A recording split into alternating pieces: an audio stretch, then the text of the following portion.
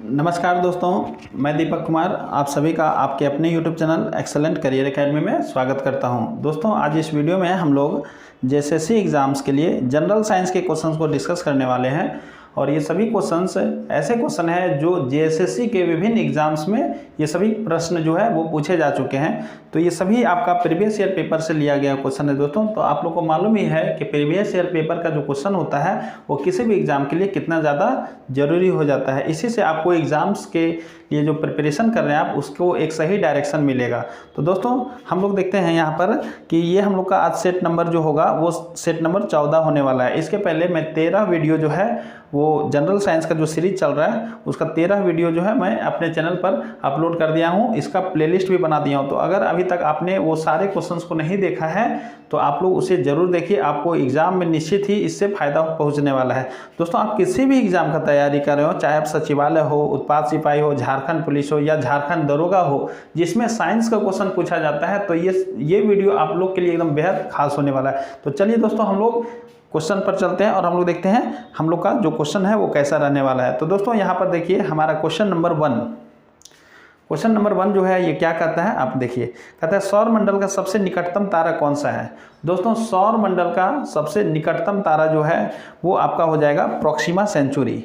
सौर मंडल का सबसे निकटतम तारा जो है वो प्रोक्सिमा सेंचुरी। अगर सौर मंडल का दूसरा सबसे निकटतम तारा पूछेगा तो आपको बोलना है दोस्तों अल्फा सेंचुरी। ठीक है, तो यहाँ पर आपको ये बात आपको क्लियर हो गया। सौर मंडल का सबसे निकटतम तारा आप क्या बताएंगे दोस्तों, सौर मंडल का सबसे निकटतम तारा जो है वो आपका प्रोक्सिमा सेंचुरी हो जाएगा। ठीक है, तो ये इस क्वेश्चन का right answer option number C होगा। लेकिन दोस्तों अगर आपसे पूछा जाए कि पृथ्वी के सबसे नज़दीक का तारा कौन सा है तो आपको एकदम बिल्कुल करेक्ट यहाँ जो टिक लगाना पड़ेगा वो आपको सूर्य को मानना पड़ेगा। ठीक है, तो आप ये ध्यान में रखेंगे कि सूर्य के सबसे यहाँ पर थोड़ा ये देखिए यहाँ पर क्या बोलता है कि पृथ्वी के सबसे नज़दीक का तारा अगर आपसे पूछा जाए क्वेश्चन में पृथ्वी के सबसे नज़दीक का तारा तो आपको सूर्य बताना है। ठीक है, तो ये इतना सारा जो इन्फॉर्मेशन है वो आपको ध्यान में रखना पड़ेगा। दोस्तों यहाँ पर देखिए इसका तो आंसर आपको सी नंबर यहाँ टिक करके चलिए हम लोग अब नेक्स्ट क्वेश्चन बढ़ते हैं। हमारा अगला क्वेश्चन क्या कहता है,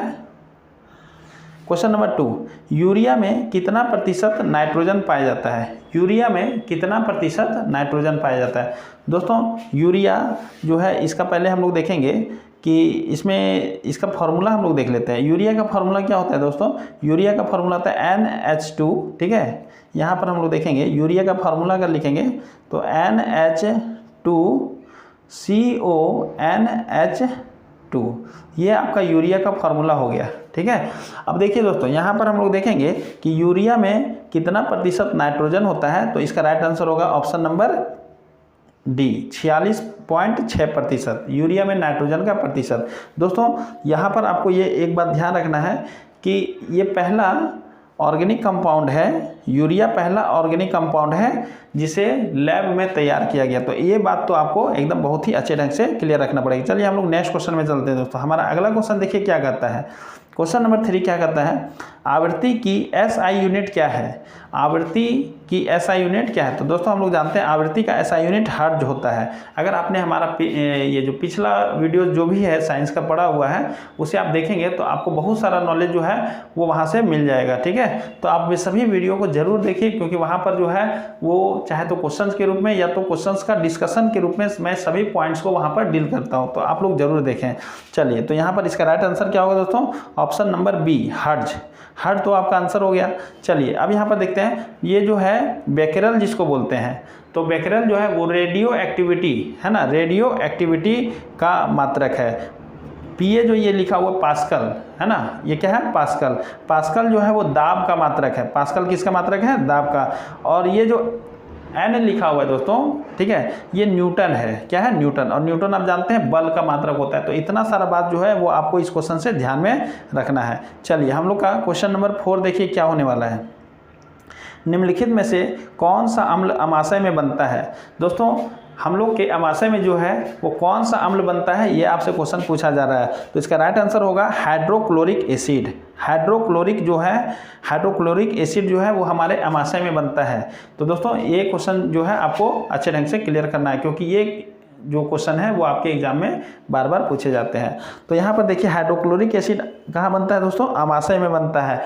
आमाशय में हाइड्रोक्लोरिक एसिड क्या करता है कि हम लोग के भोजन के साथ जो भी बैक्टीरिया वगैरह पहुंच जाते हैं हमारे आमाशय में, तो उसे ये मार करके यहाँ पर जो है अंदर जो बैक्टीरिया जाने नहीं देता है, हमारे शरीर में बैक्टीरिया का प्रवेश करने नहीं देता है। तो आपको ये बात जो है वो ध्यान में रखना है। और ये हाइड्रोक्लोरिक एसिड जो है वो भोजन को एसिडिक नेचर में भी कन्वर्ट करने का काम करता है। तो इतना बात आपको ध्यान में रखना है। हाइड्रोक्लोरिक एसिड का जो फॉर्मूला होता है दोस्तों आपको मालूम है HCl होता है। क्या होता है? HCl।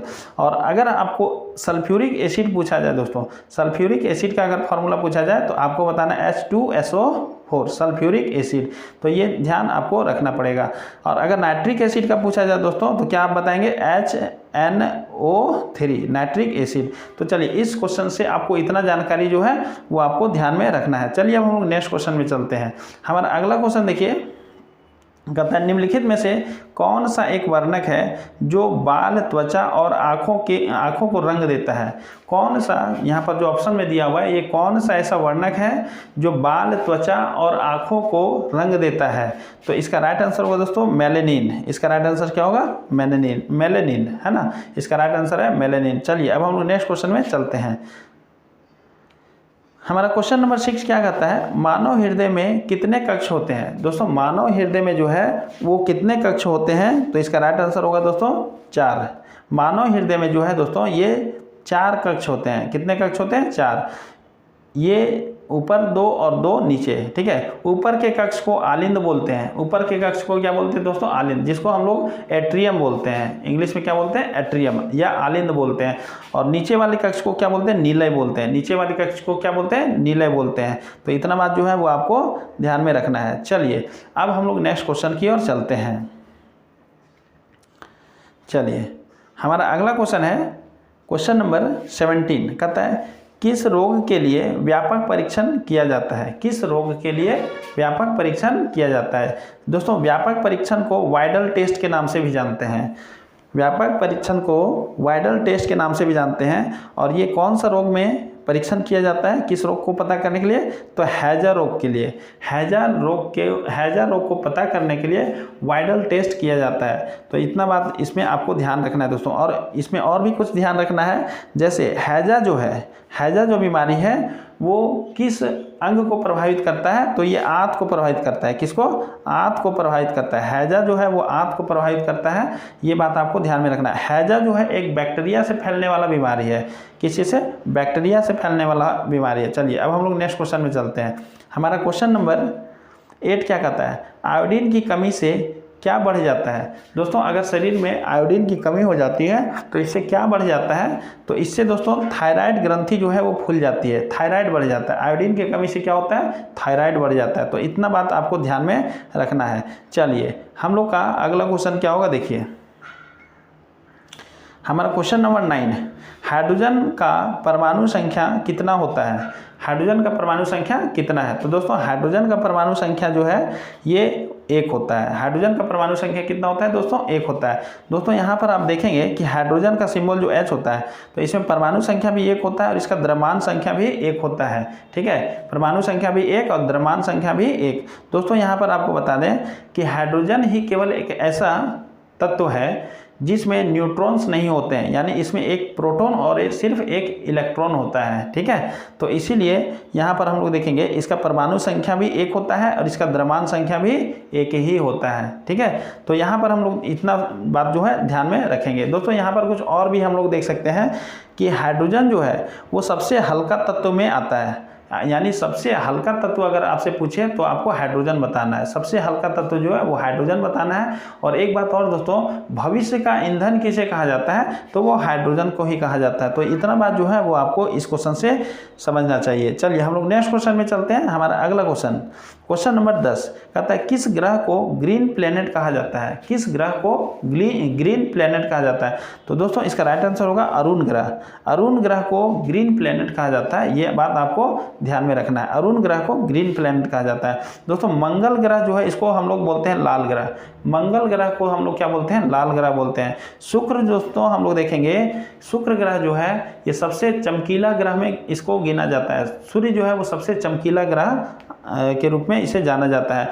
दोस्तों शुक्र ग्रह जो है ये पृथ्वी का जुड़वा ग्रह भी कहा जाता है। सूर्य ग्रह को क्या बोलते हैं? पृथ्वी का जुड़वा ग्रह भी बोलते हैं। चलिए अब यहाँ पर हम लोग शनि ग्रह देखेंगे, इसमें कुछ हम लोग फैक्ट्स देखते हैं। तो दोस्तों शनि ग्रह जो है ये इसमें सबसे अधिक उपग्रह पाए जाते हैं। शनि ग्रह का उपग्रह को शनि ग्रह जो है इसमें उपग्रहों की संख्या, यानी शनि ग्रह के पास उपग्रहों की संख्या सबसे अधिक है। शनि ग्रह के पास दोस्तों उपग्रहों की संख्या लगभग 82 है।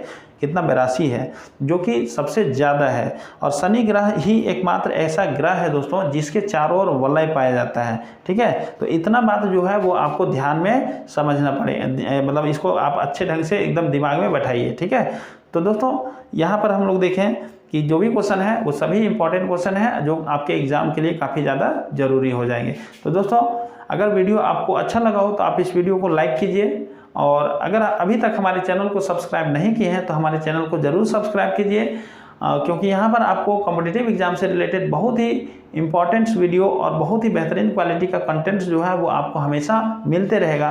तो दोस्तों इस वीडियो में इतने ही, मिलते हैं नेक्स्ट वीडियो में। वीडियो देखने के लिए धन्यवाद।